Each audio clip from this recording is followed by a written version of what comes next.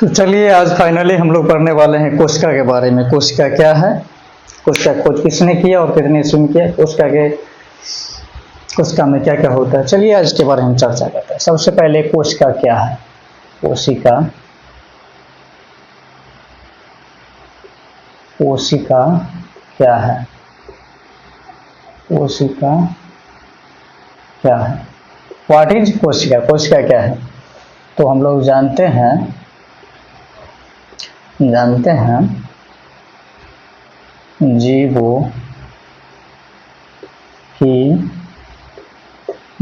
की संरचनात्मक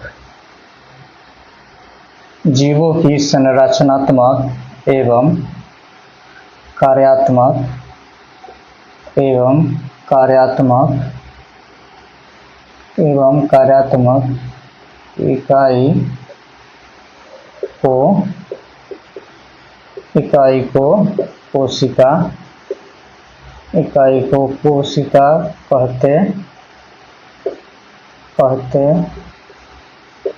हैं। चलिए हम लोग तो पहले इतना जान गए कोशिका क्या है। जीवों की संरचनात्मक एवं कार्यात्मक इकाई को कोशिका कहते हैं। जीवों की संरचनात्मक एवं कार्यात्मक इकाई को कोशिका कहते हैं। लेकिन कोशिका का खोज किसने किया और कितने समय किया। तो कोशिका का खोज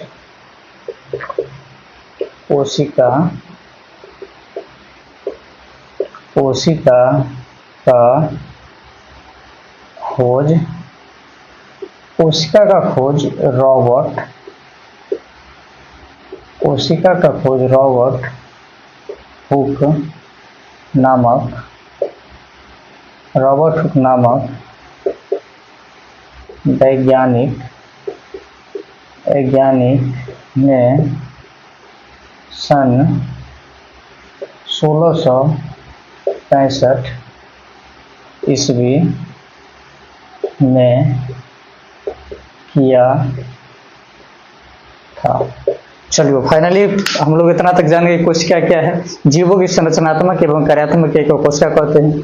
जीवों की संरचनात्मक एवं कार्यात्मक इकाई को कोशिका कहते हैं। कोशिका का खोज रॉबर्ट हुक नामक वैज्ञानिक ने सन 1665 ईस्वी में किया था।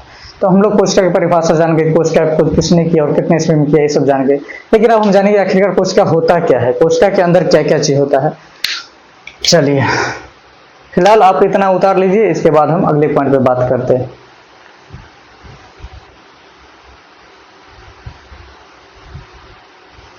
चलिए फाइनली आप लोग इतना उतार लिए होंगे। अब हम लोग बात करते हैं अगले पॉइंट पे। कोशिका क्या है, इसके अंदर क्या क्या चीज होता है, इसके बारे में चर्चा थोड़ा हम लोग करते हैं।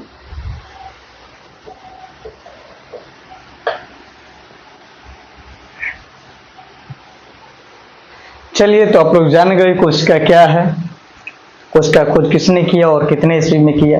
अब हम लोग जानते हैं कोशिका के अंदर क्या होता है, क्या कोशिका होता है कैसा। मान लीजिए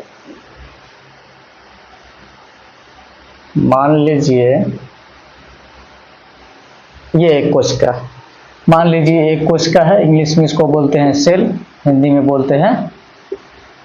में इसको बोलते हैं कोशिका, इंग्लिश में बोलते हैं इसको सेल। मान लीजिए सेल यानी कोशिका है।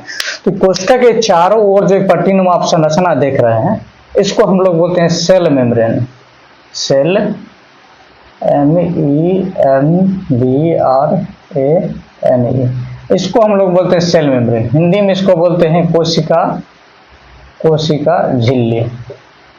हिंदी में इसको बोलते हैं कोशिका झिल्ली, इंग्लिश में बोलते हैं सेल मेम्ब्रेन। जान गए सेल। मान लीजिए एक कोशिका है सेल, इसको इंग्लिश में बोलते हैं सेल, हिंदी में कोशिका। इसके चारों ओर जो पट्टीनुमा संरचना आपको दिख रहा है, इसको बोलते हैं सेल मेम्ब्रेन यानी कोशिका झिल्ली। ये चयनात्मक एवं पारगम्य होते हैं। कोशिका झिल्ली चयनात्मक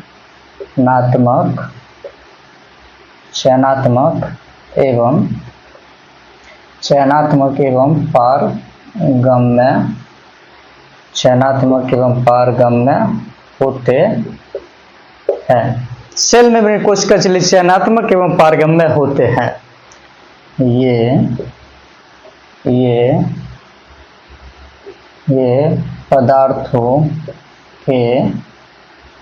पदार्थों के आवागमन पर नियंत्रण करते है।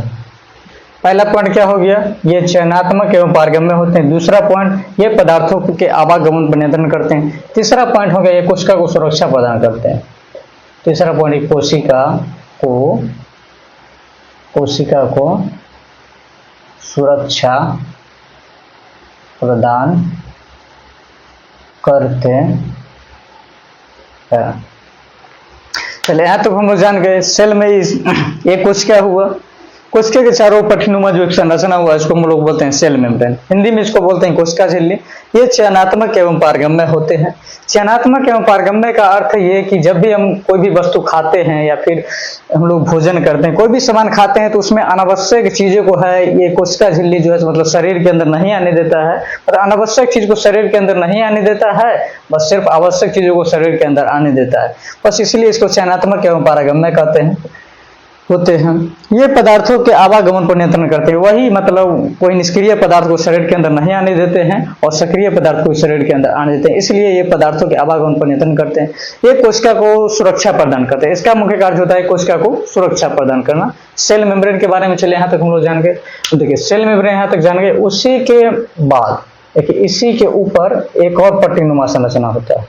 इसी के ऊपर एक और पट्टीनुमा संरचना होता है। इसी के ऊपर एक और पट्टीनुमा संरचना होता है। इसको हम लोग बोलते हैं, देखिए एक और इसके ऊपर पट्टीनुमा संरचना हो गया, इसको हम लोग बोलते हैं सेल वॉल। इसको हम लोग बोलते हैं सेल वॉल। इसको हम लोग बोलते हैं सेल वॉल, हिंदी में कोशिका भित्ति। हिंदी में कोशिका भित्ति, सेल वॉल यानी कोशिका भित्ति। अब कोशिका भित्ति क्या होता है, कोशिका झिल्ली के बारे में जान गए। अब हम जानेंगे कोशिका भित्ति क्या है। तो देखिए कोशिका भित्ति है जो मतलब कोशिका भित्ति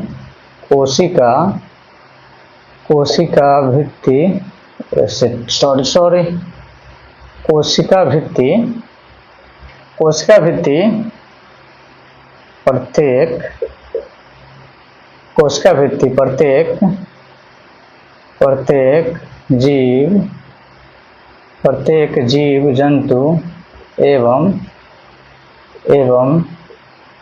जानवर में नहीं पाए जाते हैं। जानवर में नहीं पाए जाते हैं।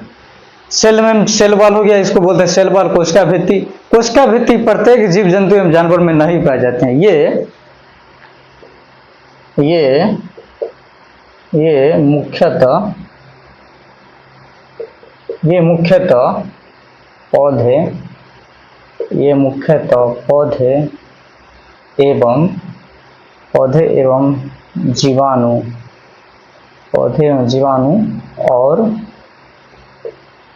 एवं जीवाणु और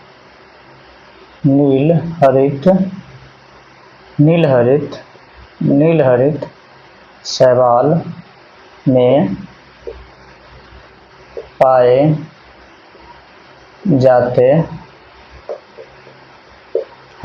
ये मुख्यतः पौधे एवं जीवाणु और नील हरित शैवाल में पाए जाते हैं। ठीक है, इसका भी मुख्य कार्य होता है इसका भी मुख्य कार्य होता है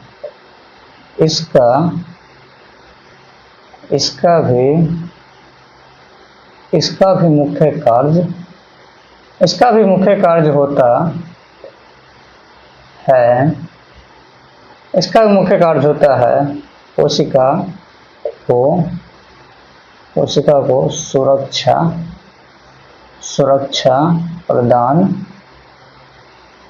करना। इसका मुख्य कार्य होता है सुरक्षा प्रदान करना।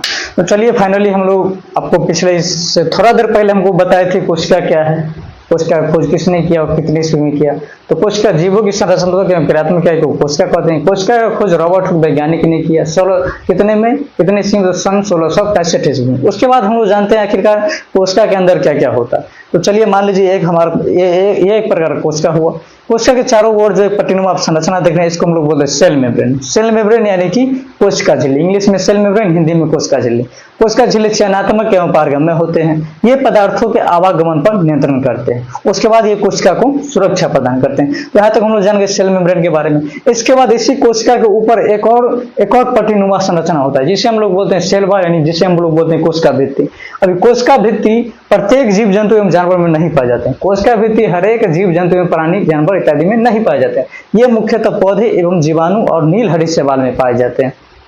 इसका भी मुख्य कार्य होता है कोशिका को सुरक्षा प्रदान करना। चलिए यहाँ तक हम लोग जान गए। उसके बाद इसी के अंदर एक छोटे छोटे चिपचिपे पदार्थ होते हैं। इसी कोशिका के अंदर छोटे छोटे चिपचिपे टाइप के पदार्थ पाए जाते हैं। ठीक है, इसी के अंदर एक छोटे छोटे चिपचिपे पदार्थ पाए जाते हैं, जिसको हम लोग बोलते हैं, ये जो आप देख रहे हैं, इसको हम लोग बोलते हैं साइटोप्लाज्मा। साइटोप्लाज्मा, इसको हम लोग बोलते हैं साइटोप्लाज्मा। इसको हम लोग बोलते हैं साइटोप्लाज्मा। हिंदी में इसको बोलते हैं कोशिका द्रव्य। हिंदी में इसको बोलते हैं कोशिका द्रव्य। इंग्लिश में साइटोप्लाज्मा, हिंदी में इसको बोलते हैं कोशिका द्रव्य। यहाँ तक आप लोग देख लिए। अब हम लोग जानेंगे कोशिका द्रव्य क्या है। कोशिका द्रव्य के बारे में जानेंगे। देखिए, ये मुख्यतः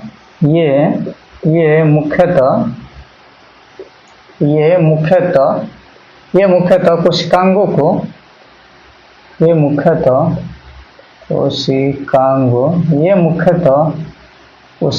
को स्थान प्रदान करते हैं। ये मुख्यतः कोशिकांगों को स्थान प्रदान करते हैं। अब आप लोग सोचिएगा साइटोप्लाज्मा कोशिका द्रव्य। अब हम लोग बताएं जो ये मुख्यतः कोशिकांगों को स्थान प्रदान करते हैं, तो ये कोशिकांगों क्या होता है। तो जैसे आप लोग नाम सुने होंगे माइटोकॉन्ड्रिया का, लाइसोसोम का, राइबोसोम का, तो इसी सब को हम लोग कोशिकांग के नाम से जानते हैं। और ये सभी जो होते हैं, ये सभी कोशिका द्रव्य के अंदर पाए जाते हैं, जिसको बोलते हैं साइटोप्लाज्मा। अब हम लोग चर्चा करेंगे साइटोप्लाज्मा यानी कोशिका द्रव्य के बारे में। कोशिका द्रव्य में क्या क्या चीज होता है, कैसे कैसे होता है। फिलहाल आप लोग इतना उतार लीजिए।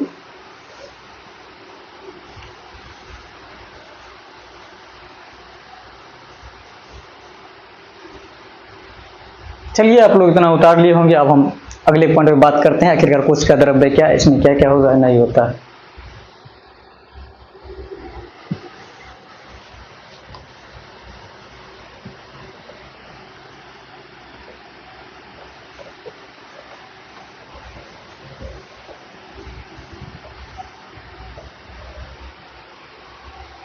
चलिए, तो जैसा कि हम लोग आपको बता दिए, कोशिका के बारे में बता दिए, उसके बाद कोशिका झिल्ली के बारे में बता दिए, कोशिका भित्ति के बारे में बता दिए। अब हम लोग आपको बताएंगे ये जो कोशिका है, ये जो एक सेकंड, ये जो कोशिका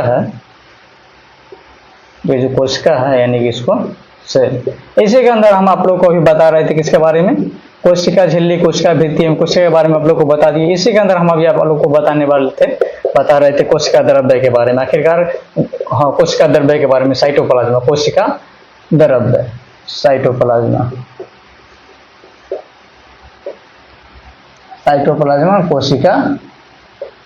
कोशिका द्रव्य। अभी इसके बारे में हम लोग चर्चा कर रहे थे, साइटोप्लाज्मा, कोशिका द्रव्य। अभी कोशिका द्रव्य क्या होता है देखिए, हम लोग आपको बताए थे कि कोशिका द्रव्य ये मुख्यतः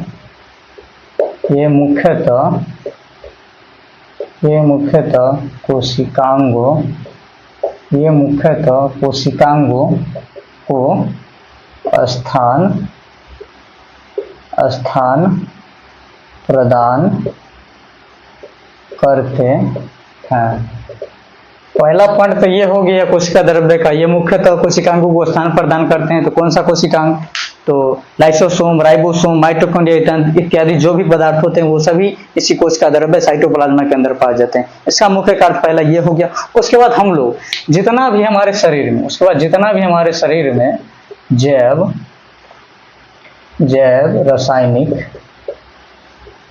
रासायनिक प्रक्रिया होता है, सब यही साइटोप्लाज्मा साइटोप्लाज्मा के अंदर अंदर होता है।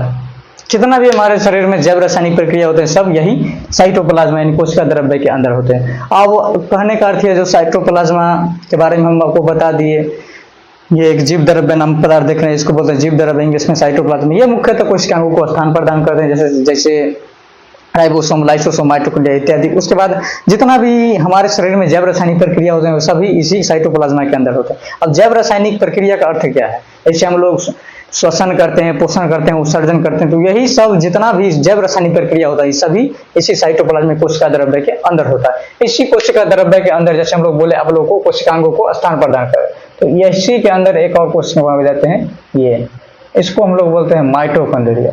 इसको हम लोग बोलते हैं माइटोकॉन्ड्रिया। इसको हम लोग बोलते हैं माइटोकॉन्ड्रिया। इसको हम लोग बोलते हैं माइटोकॉन्ड्रिया। ठीक है, इसको हम लोग बोलते हैं माइटोकॉन्ड्रिया। आप लोग अच्छी तरह से जानते होंगे जो माइटोकॉन्ड्रिया को पावर ऑफ द सेल के नाम से भी जाना जाता है। माइटोकॉन्ड्रिया को पावर ऑफ द सेल के नाम से भी जाना जाता है, यानी कि कोशिका का ऊर्जा गृह भी माइटोकॉन्ड्रिया को कहा जाता है। तो अब हम लोग चर्चा करेंगे जो माइटोकॉन्ड्रिया को कोशिका का ऊर्जा गृह क्यों कहा जाता है। आप लोग तो हमेशा क्वेश्चन सुनते होंगे जो माइटोकॉन्ड्रिया को कोशिका का ऊर्जा गृह कहा जाता है, लेकिन माइटोकॉन्ड्रिया को कोशिका का ऊर्जा गृह क्यों कहा जाता है इसके बारे में भी हम लोग जानेंगे। तो चलिए इधर हम आप लोग को बताते हैं माइटोकॉन्ड्रिया के बारे में। माइटोकॉन्ड्रिया को पावर ऑफ द सेल क्यों कहा जाता है या फिर कोशिका का ऊर्जा गृह क्यों कहा जाता है। इसका देखिए मुख्य कारण यह है, जब भी हम भोजन करते हैं तो भोजन में चावल दाल रोटी, जब भी हम भोजन करते हैं तो भोजन में हम लोग चावल दाल रोटी खाते हैं, इससे हमको कार्बोहाइड्रेट प्राप्त होता है। इससे हमको प्राप्त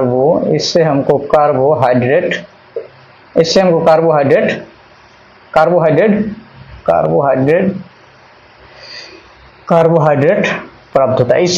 इससे हमको कार्बोहाइड्रेट प्राप्त होता है। जब हम भोजन करते हैं उससे हमको चावल दाल रोटी इत्यादि का हम भोजन करते हैं, उससे हमको कार्बोहाइड्रेट प्राप्त होता है। जब इसका पाचन हमारे शरीर में होता है, जब कार्बोहाइड्रेट का पाचन हमारे शरीर में होता है, तो जब कार्बोहाइड्रेट का पाचन हमारे शरीर में होता है तो ये ग्लूकोज में परिवर्तन हो जाता है, C6H12O6 ग्लूकोज। जब देखिए हम लोग भोजन किए, भोजन में चावल दाल रोटी किए, जिससे हमको कार्बोहाइड्रेट प्राप्त हुआ। जब कार्बोहाइड्रेट का पाचन होता है हमारे शरीर में तब ये जो है ग्लूकोज में आके बदल जाता है, C6H12O6। फिर यही ग्लूकोज जो है हमारे शरीर में इस तरह से आता है। देखिए ग्लूकोज आया C6H12O6 शरीर में आया। उसके बाद ये देख लीजिए, ये लंग्स यानी फेफड़ा हो गया, ये लंग्स यानी कि फेफड़ा हुआ। इसके द्वारा हम लोग सांस लिए, फेफड़ा के द्वारा सांस लेते हैं। ये जो है सांस है, सांस में जो ऑक्सीजन लिए, ये ऑक्सीजन आया। उसके बाद हमारे रक्त यानी कि ब्लड में आके मिल गया। जब ऑक्सीजन हमारे रक्त फेफड़ा के द्वारा जब हम सांस लिए तो ऑक्सीजन आके हमारे रक्त में मिल गया। जब ऑक्सीजन रक्त से मिलता है उसके बाद फिर ये कोशिका में आके मिलता है। तो फिर कोशिका में जब हम भोजन किए तो भोजन में चावल दाल रोटी किए, जिससे हमको कार्बोहाइड्रेट प्राप्त हुआ। जब हम कार्बोहाइड्रेट प्राप्त हुआ, जब उसका पाचन हुआ तो हमारे शरीर में बना C6H12O6 यानी ग्लूकोज। फिर ये ग्लूकोज जाके हमारे कोशिका के अंदर गया, C6H12O6। जब हम फेफड़ा के द्वारा सांस लिए ऑक्सीजन, फिर ये ऑक्सीजन हमारे रक्त यानी ब्लड में आके मिल गया। और जब रक्त में ब्लड में मिलने के बाद फिर कोशिका के अंदर आया, तो फिर इधर से आया ग्लूकोज C6H12O6 और प्लस इधर से आ गया क्या चीज, ऑक्सीजन O2। और जब ये दोनों आपस में संयोग किए, चलिए यहाँ पे हम लोगों को बताते हैं। जब ये दोनों आपस में संयोग किए C6H12O6 प्लस O2, जब इनका आपस में संयोग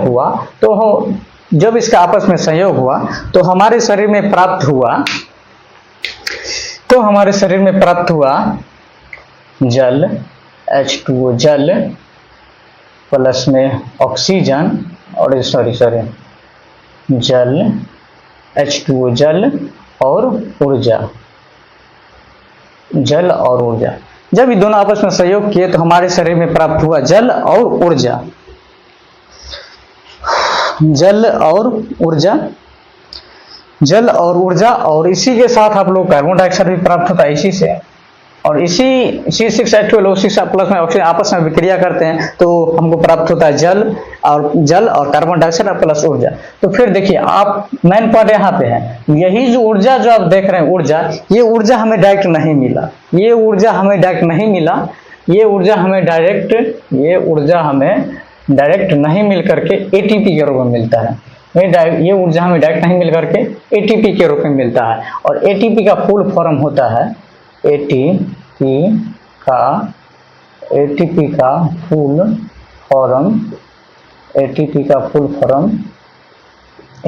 फुल फॉर्म है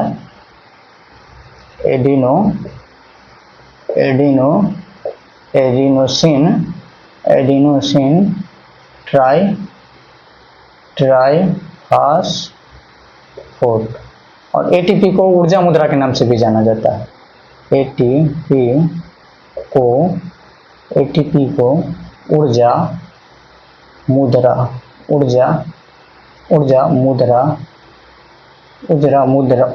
मुद्रा के नाम से जाना जाता है। तो क्वेश्चन क्या था, जो mitochondria power of the cell, mitochondria को कोशिका का ऊर्जा गृह क्यों कहा जाता है। तो चलिए इसके बारे में हम लोग आपको एक बार और समझा देते हैं।